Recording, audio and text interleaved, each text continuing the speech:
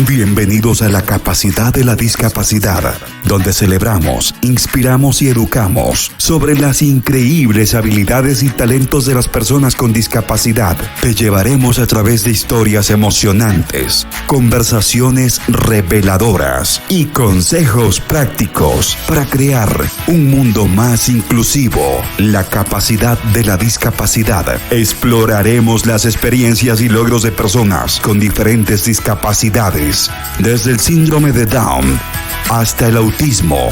La Capacidad de la Discapacidad, bajo la conducción de Marixa Morquecho. Comenzamos ahora.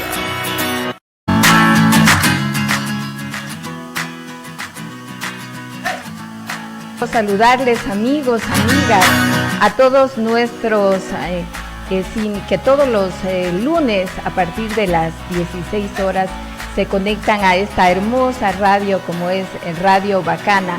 Así es, estamos junto a ustedes para llevarles nuevamente este programa de la capacidad de la discapacidad. Estamos con todos ustedes. Para aquellos que nos miran a través de las plataformas digitales, pues estamos en vivo, y también para los que nos escuchan, gracias por apostar a este proyecto comunicativo, que más que un programa es un lugar para poder compartir experiencias, un lugar para poder hablar de temas que a veces no tenemos muchos espacios, pero este espacio fue creado precisamente para hablar acerca de las personas con discapacidad, pero desde otra mirada, desde otra óptica. Y es por ello que hoy estamos empezando esta semana llenos de mucha alegría y positivismo. Y como estamos ya concluyendo el mes de octubre, pues hoy vamos a estar con una invitada muy, pero muy especial, que además de ser madre profesional, también es una experta en temas relacionados a cómo manejar nuestras emociones. En este mes habíamos hablado mucho acerca del tema del duelo, acerca del estrés, acerca de las diferentes circunstancias que nos tienen en el día a día como cuidadores, como cuidadoras de personas con discapacidad. Pues entonces, para cerrar este mes queremos hablar acerca de aquellas estrategias, de aquellas formas, trucos, no sé, a lo mejor también algunos estrategias importantes que deberíamos tomar en cuenta para manejar esta situación.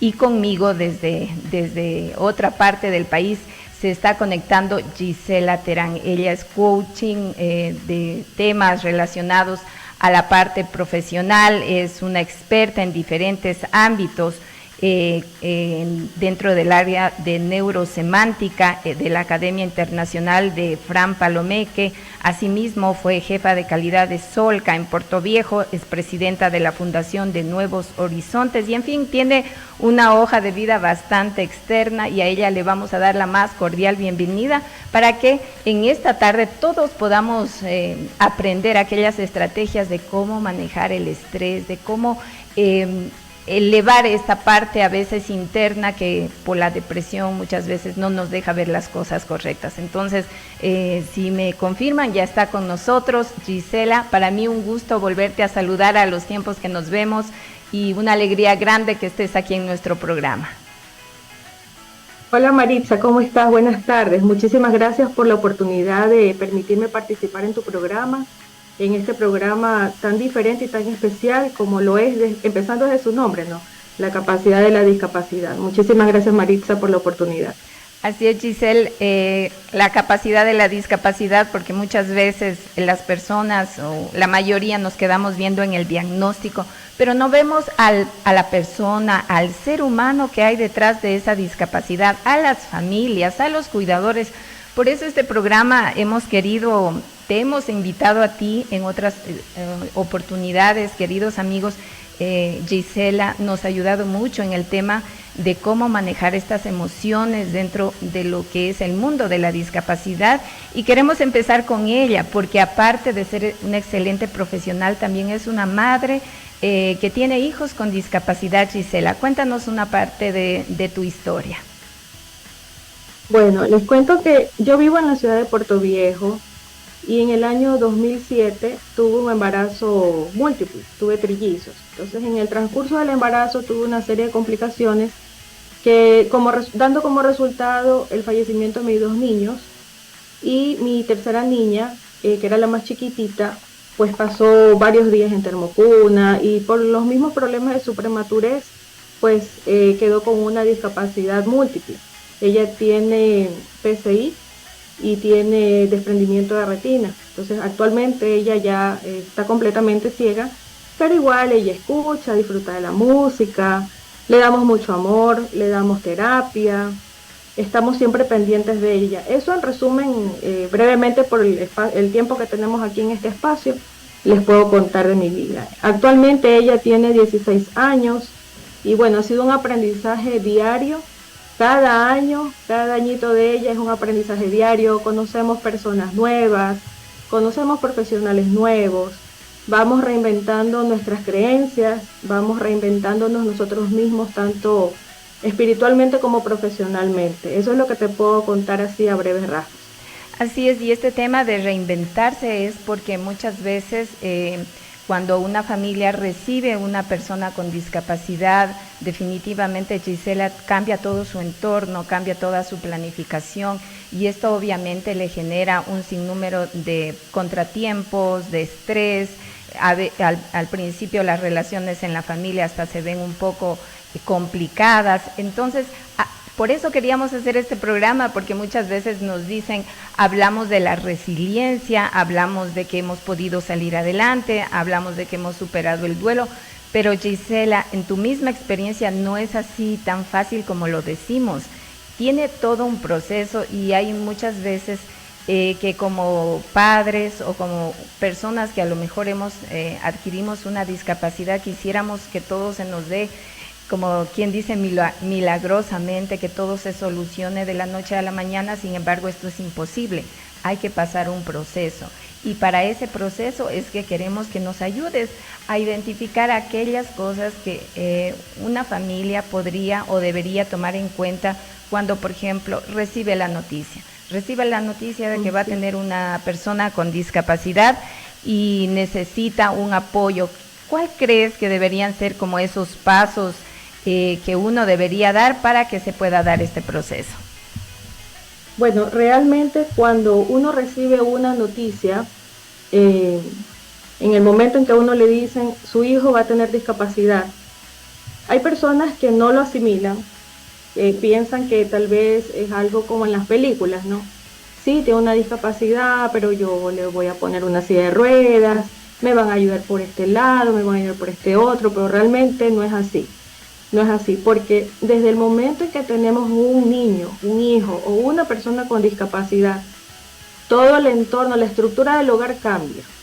Se modifica el contexto familiar, modifica el clima afectivo inclusive. Se ve modificada la calidad de vida, se ve modificado el presupuesto familiar, la parte física se ve afectada, la parte social, la parte psicológica. Entonces nadie realmente está preparado para esto. Puedo hablar de mi caso. En mi caso, cuando nosotros nos dijeron que la niña iba a tener discapacidad, nunca nos dijeron el grado de discapacidad. Parece que tienen temor a veces los profesionales de decir al 100% qué es lo que va a suceder. Comprendo también que puede ser por el mínimo tiempo que tienen de consulta, ¿no?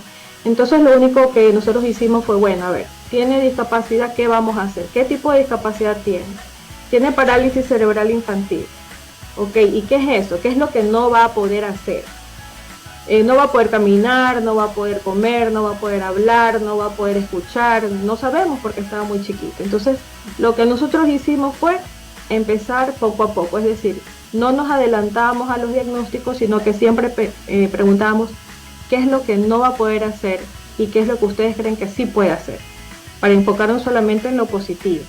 Eso en la parte de su condición física. En el tema de cómo nosotros nos vamos a manejar como familia, realmente eso nunca fue un tema de conversación entre mi esposo y yo. Nunca fue un tema de conversación y eso fue una gran falla por parte de nosotros por el desconocimiento y fue una gran falla también por parte de la red, por decirlo así, por la red social que tenía el hospital donde yo di a luz. Porque lo importante es en ese momento cómo yo cuido a la mamá o al papá, cómo yo voy a cuidar de esos cuidadores. Nunca nosotros tuvimos un apoyo en ese estilo. Cada vez que nosotros íbamos a un centro de terapias, solamente nos indicaban lo que el niño no podía hacer. ¿Sí me explico? Uh-huh. Y me parece a mí muy importante que a los papás nos indiquen, nos digan, miren, ustedes tienen que ir a un psicólogo, pueden apoyarse espiritualmente de esta forma. ¿Por qué? Porque nosotros tenemos que empezar cambiando creencias. La creencia de que un hijo con discapacidad es una vergüenza. La creencia de que un hijo con discapacidad probablemente va a ser independiente cuando sea adulto, ¿ya? Las creencias de que solamente nosotros podemos resolver el problema que tenga nuestro hijo o que solamente nosotros podemos atender sus necesidades. Cuando hoy por hoy nos podemos dar cuenta de que si nosotros hablamos y pedimos ayuda, puede ser que alguna persona nos pueda dar la mano. Nos pueda dar la mano en el hecho de que nos pueda ayudar cargando, en mi caso, cargando a mi hija, porque de pronto yo tengo un problema de cadera y no lo puedo hacer. Me puede ayudar teniéndomela un ratito mientras yo me voy a bañar. Entonces, todo eso es un sinnúmero de ayudas que nosotros no recibimos cuando nos dieron la noticia. Y cuando nos dan la noticia, al menos a nosotros nunca tuvimos una actitud negativa. Sí, un poquito de preocupación porque ¿y ahora cómo vamos a hacer? O sea, ¿qué tenemos que hacer? Pero hay personas que realmente aquí empieza como la etapa del duelo. Uh-huh. Entonces, la etapa del duelo, ¿por qué le decimos el duelo? Porque realmente estamos perdiendo un sueño. Cuando uno va a tener un hijo, el sueño de todo ser humano es tener un hijo, o sea, tener una vida normal, por decirlo así, ¿no? Pero llega un momento en que esos sueños se truncan porque de pronto el niño no va a poder caminar, el niño no va a poder hablar. En nuestro caso, nuestra hija no iba a poder hacer nada, solamente escuchar, ¿ya? Pero en esa etapa del duelo, nosotros en los 15 años, durante sus 15 años de vida, nunca renegamos de la vida ni de Dios. O sea, nunca, nosotros lo aceptamos como vino. Siempre la hemos tratado de incluir en donde se ha podido. Pero ¿qué pasa, Marixa, a medida que van creciendo los chicos? Ya. A medida que van creciendo, ya no hay más problemas. Porque el niño ya pesa más, porque el niño ya demanda más cosas, vienen los cambios hormonales. Entonces ya empieza un sinnúmero de situaciones que no estaban contempladas. Y si en algún momento al principio no renegamos, al menos te lo digo por mi lado, sí empecé ya a vivir esa etapa del duelo que durante 15 años nunca la viví, que era la de la ira. La ira. Me molesté mucho con Dios. Conversé con alguien, con mi cuñada. Mi cuñada me dijo, conversa con Dios y dile lo que te está pasando. Porque yo decía, pero ¿por qué si ahora, han pasado 15 años, por qué recién ahorita tengo coraje, tengo molestia? Entonces eso se debió a otra situación que pasó durante su etapa de adolescencia de mi hija. No sé si con eso te contesté la pregunta. Es decir que quiero entender, y creo que yo también lo he vivido, Gisela, que uno a veces piensa que porque ya superaste, digamos, la primera parte de este duelo del que estamos hablando, pensamos que no va a volver, pensamos que ya como lo aceptamos, pensamos como que de alguna manera ya nos organizamos, como que la familia, como que todo está, como quien dice, siguiendo su ritmo normal. De repente pasan cosas que te sacan de esa normalidad, de esa nueva normalidad, y pensamos que no puede venir esta etapa de nuevo, de otro duelo. Es decir, que constantemente podemos atravesar estos duelos, que a lo mejor no será como la primera vez, pero que en las nuevas circunstancias nos obligan o nos hacen, como tú decías bien, renegar, no aceptar, decir por qué yo tuve que pasar esto.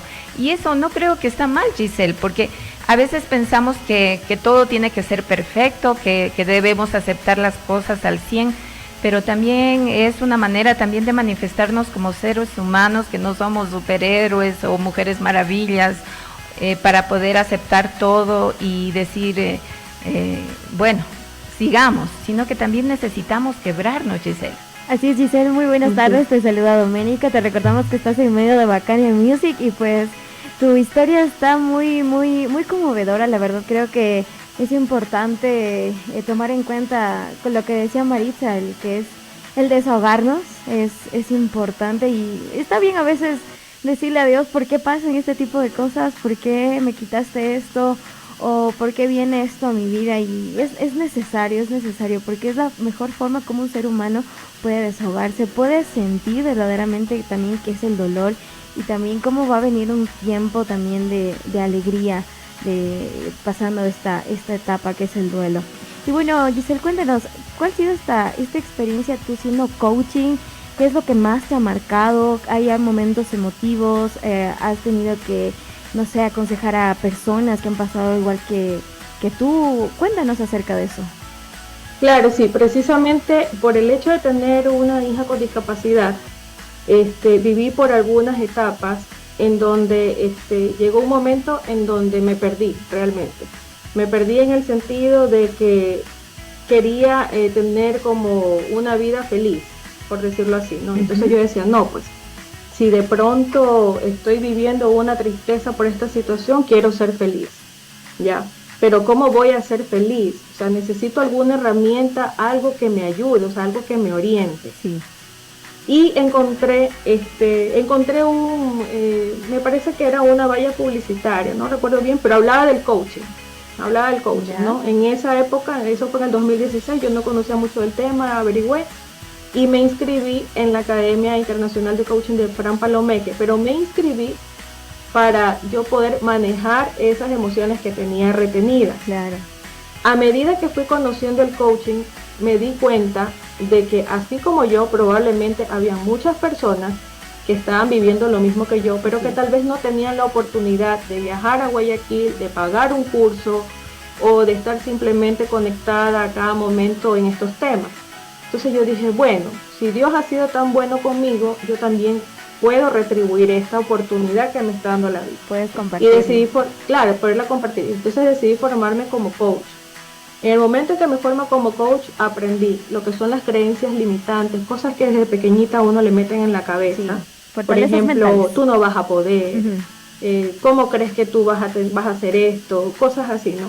Aprendí eso, aprendí el manejo de las emociones, que no es lo mismo que el retener emociones, no es lo mismo. Aprendí a escuchar asertivamente, aprendí a comunicarme mejor, pero lo que más aprendí fue la empatía y a ser congruente, porque eso es uno de los valores que tiene el coach, ser congruente. Un buen coach es congruente, es decir, si yo no sé manejar mis emociones, si yo no sé manejarme en mi ámbito familiar, jamás yo podría ir a conversar o a dar una charla sobre discapacidad. Yo por eso tengo que estar siempre entrenada. Entonces, aquí viene algo que me pasó. Yo estaba dando charlas sobre discapacidad. Las charlas se llamaban la capacidad de amar la discapacidad. Daba estas charlas, pero llegó la pandemia y por supuesto las tuve que suspender. Todos tuvimos que guardarnos. ¿Qué empecé a hacer en ese momento? Empecé a dar pequeñas charlas por Zoom.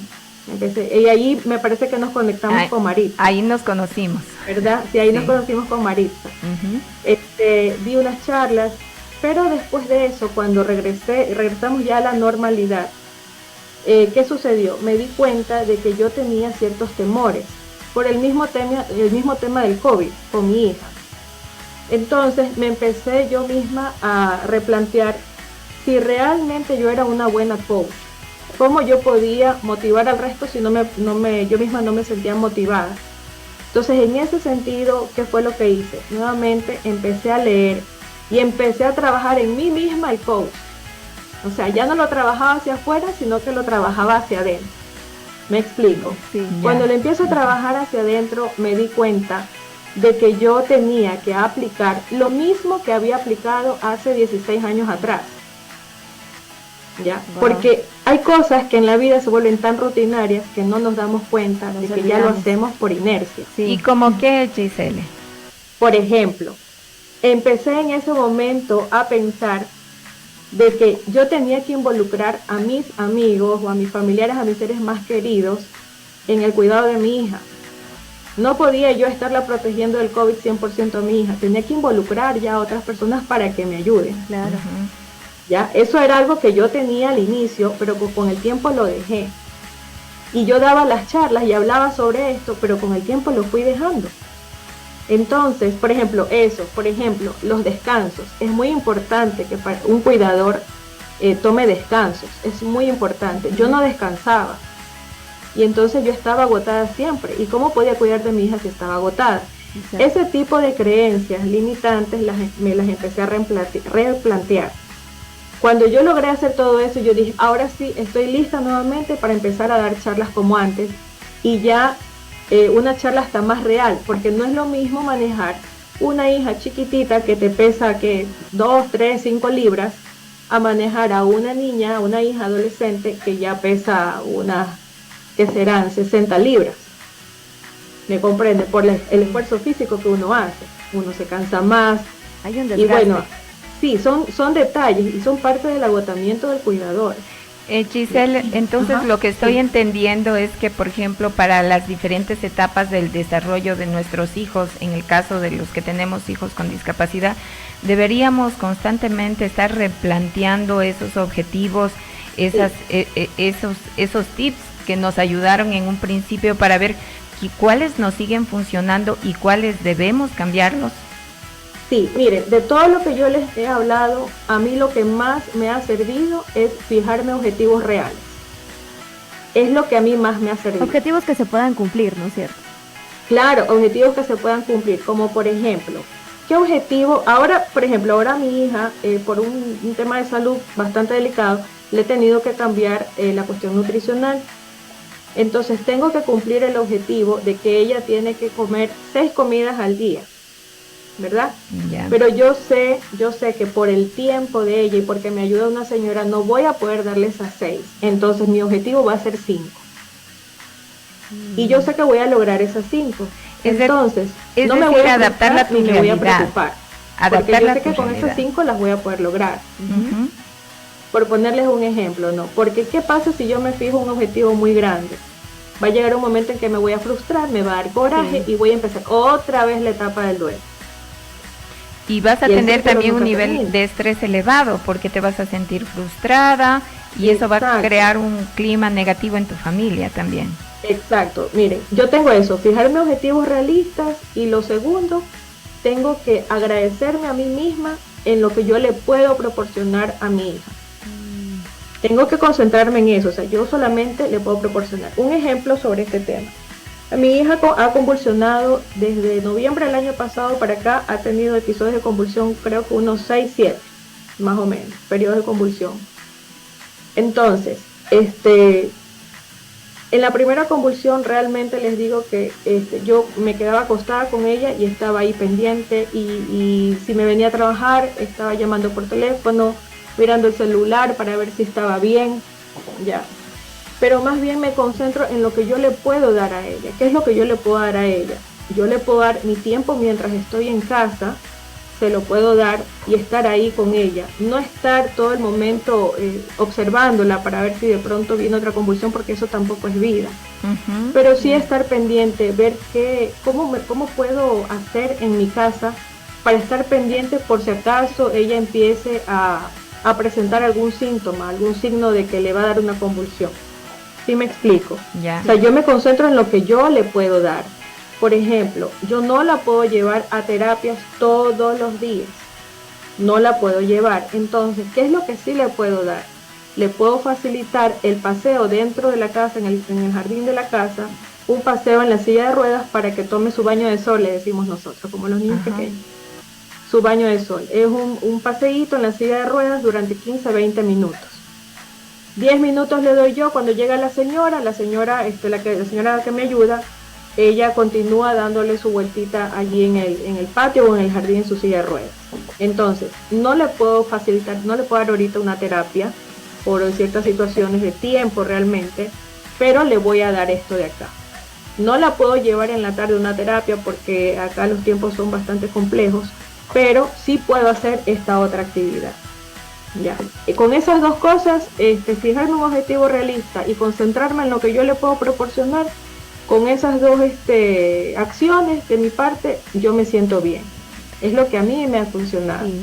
Es que creo que también es algo importante, es que tú tienes la bendición de alguien que te puede ayudar, entonces como que también tienes esos tiempitos para ti misma, para decir, ahora voy a descansar, acá me la están viendo un ratito, unos 5 minutos, unos 10 minutos, después me toca a mí, entonces creo que eso también es importante, gente que también, personal de la salud que es empático, porque el programa anterior hablábamos de la empatía también, personal empático que está dispuesto a ayudar a niños, adolescentes, pues con estas enfermedades. Exacto, pero por ejemplo, ¿qué pasa? O sea, en mi caso me ayuda una señora que trabaja conmigo, me ayuda mi esposo, y si no me hay, ayuda mi mamá, pero no se crean, sí, hay momentos en donde solamente puede ser el papá o la mamá. exactamente. Y ahí viene otra cosa, otro aspecto, que es la parte en donde tenemos que cambiar ya nosotros nuestro estilo de vida. Y el estilo de vida tiene mucho que ver con la parte social. Con la parte social me refiero a la distracción, a salir un momentito como pareja, a salir un momentito como familia. Eso cambia, realmente les digo que eso cambia. Entonces nosotros debemos de tener una base interna, espiritual, en donde nosotros debemos estar convencidos de que todo pasa por algo, que todo tiene un propósito en la vida y que este propósito está amparado, por decirlo así, del amor de Dios. ¿Ya? Todo pasa por algo, o sea, aquí no hay, ni una hormiguita se mueve sin que Dios le dé una orden de moverse. Y todo esto que nos ha pasado es por algo supremo, hay un plan supremo para todo esto. Todavía no sé qué es, puede ser esta oportunidad que ustedes me dan de contar mi historia, que probablemente a alguien le va a hacer un clic. Así es. Ya, probablemente ese es el propósito, no lo sé, pero sé que Dios obra en todo esto, que Dios no nos desampara, que aunque yo alguna vez le dije, en el momento en que me dio como un poquito de coraje, le dije, ya pues Diosito, o sea, ¿hasta cuándo? Cuando me convulsionó mi hija, por eso es que yo le decía, pasó algo y retrocedí. Hasta cuando alguien me dijo, está bien lo que tú le dices a Dios, porque aunque tú digas, no Dios, yo no estoy molesta contigo, Dios sabe lo que tiene tu corazón. Entonces está bien que tú converses con Él, está bien. Entonces yo les cuento todo esto porque a veces se cree que porque alguien nos ayuda en casa, tenemos un poquito más de descanso. Puede ser que sí, pero ahí es cuando yo hago una reflexión. ¿Y qué pasa con las personas que no tienen esta ayuda? A eso iba Giselle. Me preocupo, Giselle, y de verdad les digo que yo me preocupo. Y yo quiero ver cómo hago para que estas personas también tengan por lo menos 2 horitas de ayuda. Para finalizar, ¿qué les dirías a las personas que están pasando este tipo de problemas con los hijos con discapacidad? ¿Cómo los motivarías tú como coach? ¿Qué consejo les darías? ¿Cómo los alentarías en base a tu experiencia? En base a mi experiencia, primero pensar que el tener un hijo con discapacidad realmente no es un problema, sino que es una gran responsabilidad que la vida me da. Es una gran responsabilidad que con amor uno lo puede llevar, primero. Segundo, que uno debe pedir ayuda y aceptar la ayuda que le puedan dar, así sea 1 horita, 2 horitas. Tercero, fijarme un objetivo muy realista, un objetivo que puede ir cambiando poco a poco. Cuarto, concentrarme en lo que yo puedo dar. Y quinto, siempre agradecer. Agradecer que por lo menos mi hijo o mi hija me tiene a mí para darle ese cuidado con mucho amor. Y eso siempre repetírmelo, porque precisamente es la capacidad que tenemos de amar la capacidad. Es una gran responsabilidad que cada uno de nosotros tenemos. Y aparte de eso, yo les quiero decir que estoy muy abierta y dispuesta a conversar, porque las personas que tenemos niños con discapacidad, lo que más queremos es conversar. Por eso es que me ven como conversona ahorita. Necesitamos conversar, ver qué es lo que nos pasa, hacer un grupito, ¿no? Un grupito de mamás o de papás y conversar, mira, me pasó esto. Entonces, cada una desde su vida, desde su realidad, puede apoyar con algún consejo a otra. No hay consejo chico, no hay consejo grande, no hay consejo malo, no hay consejo bueno. Simplemente hay consejos y todos nosotros tenemos que escuchar y aplicar lo que creemos que nos puede funcionar. Gisela, antes de concluir la entrevista, yo quisiera que compartas con un consejo bien práctico que a mí personalmente me ha ayudado, que alguna vez tú nos diste, esto del llanto con propósito, ¿recuerdas? Ah, ya, sí, eso sí, por sí, favor, ya. porque Propósito. uno a veces piensa que llorar está mal, pero si lo canalizas de buena manera, esto te puede ser una herramienta también para ponerte bien. Cuéntanos un poquito antes de... Gracias, Maritza. Ajá. El llanto, me emocioné con lo que estaba conversando con ustedes. Miren, el llanto con propósito es, por supuesto que en algún momento, no solamente cuando a los que tenemos niños con discapacidad, sino por algún problema muy fuerte, usted va al baño y en el baño va a ser su momento, su espacio para llorar. ¿Por qué? Porque hay personas que les da vergüenza llorar. Entonces no es bueno retener eso. Usted se baña, llora, pero usted llora no desde el coraje, sino desde el agradecimiento. O sea, uno llora y uno tiene que decir, según la creencia, la verdad que Señor, Jesús, como ustedes quieran llamar a la persona en la que ustedes crean, la verdad que me siento muy mal y estoy llorando, pero porque me siento triste. Pero también quiero agradecerte porque puedo llorar, porque me estoy dando este espacio para llorar y quiero decirte que yo sé que tú me vas a ayudar en esto y yo confío en todo esto y hasta este momento sé que estoy haciendo las cosas bien. Te pido por favor que me sigas ayudando. Entonces lloren en ese momento, abran la ducha, por supuesto, que esa agua que les cae por su cuerpo sea el bálsamo que agarre sus lágrimas. O sea, lloren en ese momento, lloren pero con ese propósito, no lloren desde el coraje no, desde la ira tampoco.